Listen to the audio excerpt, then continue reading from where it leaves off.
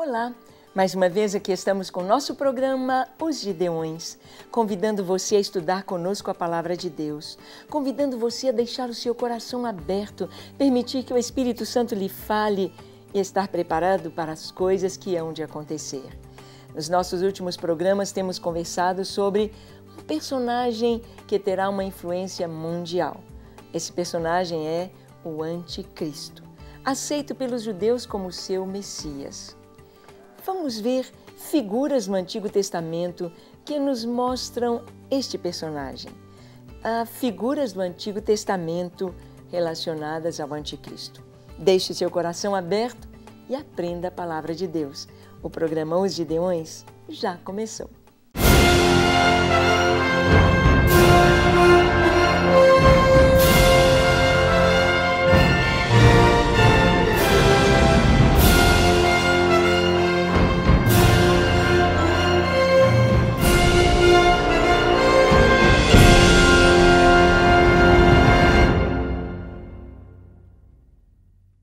Muito bem, vamos estudar então a Palavra de Deus.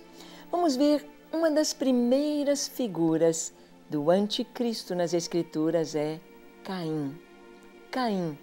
Nós vemos este primogênito, não é, do casal Adão e Eva, em Gênesis capítulo 4, versículo 5, nos diz o seguinte: Ao passo que de Caim e de sua oferta, Deus não se agradou. Irou-se, pois, sobremaneira Caim e descaiu-lhe o semblante. Caim nasceu em um lar privilegiado, a primeira família da terra. Caim ouviu a experiência de seus pais sobre o jardim do Éden, sobre a árvore da vida, sobre a árvore do conhecimento do bem e do mal, sobre a prova, o teste que Deus deu a eles, sobre a desobediência, sobre como Deus havia sacrificado animais e feito roupas para Adão e Eva, cobrindo-lhes a nudez, cobrindo a consequência do seu pecado. Caim tinha o seu irmão Abel e cresceram naquele lar em adoração ao Senhor, aprenderam como adorar a Deus, aprenderam a levantar um altar, aprenderam a invocar o Senhor, aprenderam a adorar o Deus verdadeiro, o Deus Criador. Mas Caim foi trazer uma oferta ao Senhor, na mesma época que Abel também. Ambos vieram, levantaram o seu altar ao Senhor, cada um levantou o seu altar. Caim trouxe uma oferta do campo, porque ele era lavrador. Não diz que ele escolheu o melhor. Não diz que ele procurou saber o que agradava a Deus. Ele pensou, eu vou oferecer o meu culto, do meu jeito, como eu acho que deve ser. Caim ofereceu aquilo que ele pensava, aquilo que ele queria, aquilo que ele achava que era o melhor. Era a sua vontade, não a de Deus. Abel, ao contrário.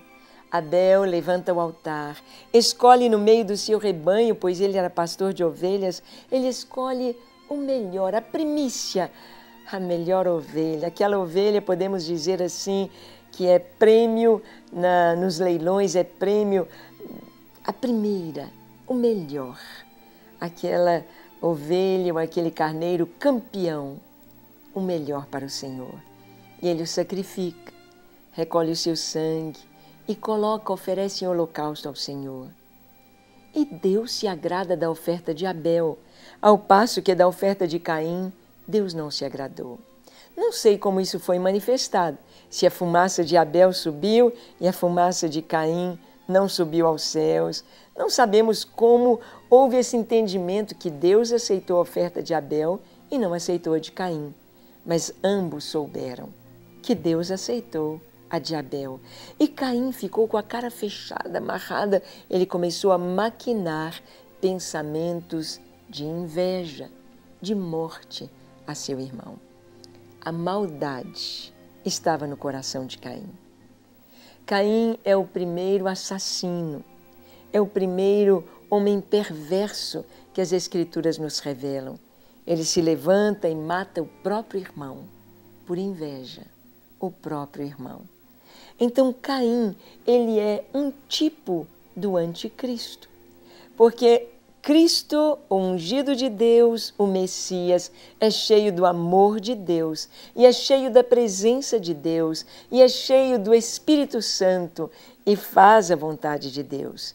E aquele que faz a vontade do diabo é esse espírito do anticristo. Caim é, pois, um tipo do anticristo no Antigo Testamento. Outro tipo do anticristo é Faraó. Faraó oprimiu o povo de Deus e não queria deixar o povo sair para adorar a Deus. Caim ficou incomodado com a adoração do seu irmão. Faraó não queria permitir ao povo ir ao deserto e adorar ao seu Deus. Êxodo capítulo 1, verso 22 nos diz: Então ordenou Faraó a todo o seu povo, dizendo: A todos os filhos que nascerem aos hebreus lançareis ao Nilo, mas a todas as filhas deixareis viver. Você já imaginou que época de tristeza para as famílias em Israel? Que época tão dura! A mulher grávida, naquela época não tinha ultrassom, não sabia se era um menino, se era uma menina. Se era menina, podia deixar viver. Se era menino, o vizinho, o egípcio, alguém pegava, ou os próprios pais tinham de rejeitar a criança e lançá-lo ao Nilo, para que morresse os meninos. Foi nesta época que nasceu Moisés. Por que Faraó fez isto? Porque Faraó tinha sobre ele o espírito do anticristo, o espírito contrário a Deus, não permitindo que a palavra de Deus, não querendo permitir que a palavra de Deus se cumprisse.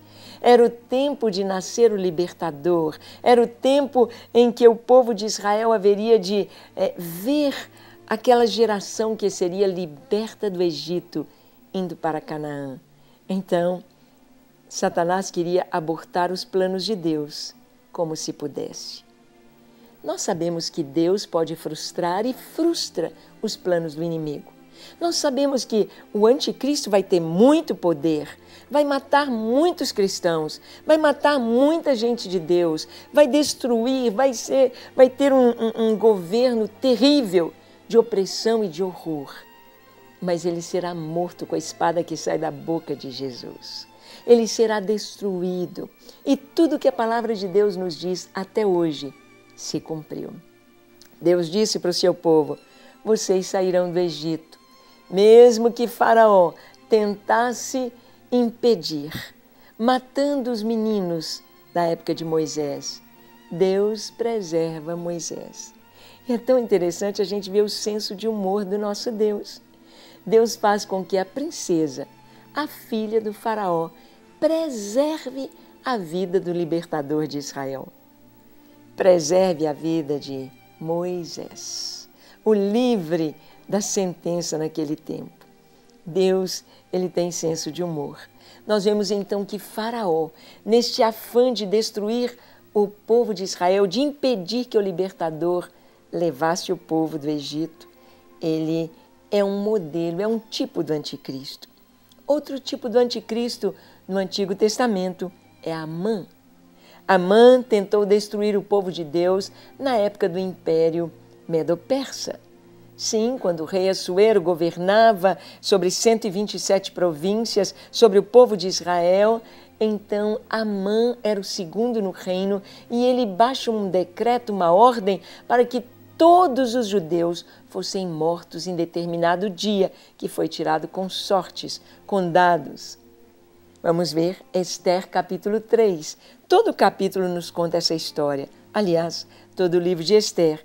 Mas no versículo 1 e 2 do capítulo 3, nós lemos assim: Depois destas coisas, o rei Assuero engrandeceu Amã, filho de Amedata, Agagita, e o exaltou, e pôs o trono acima de todos os príncipes que estavam com ele.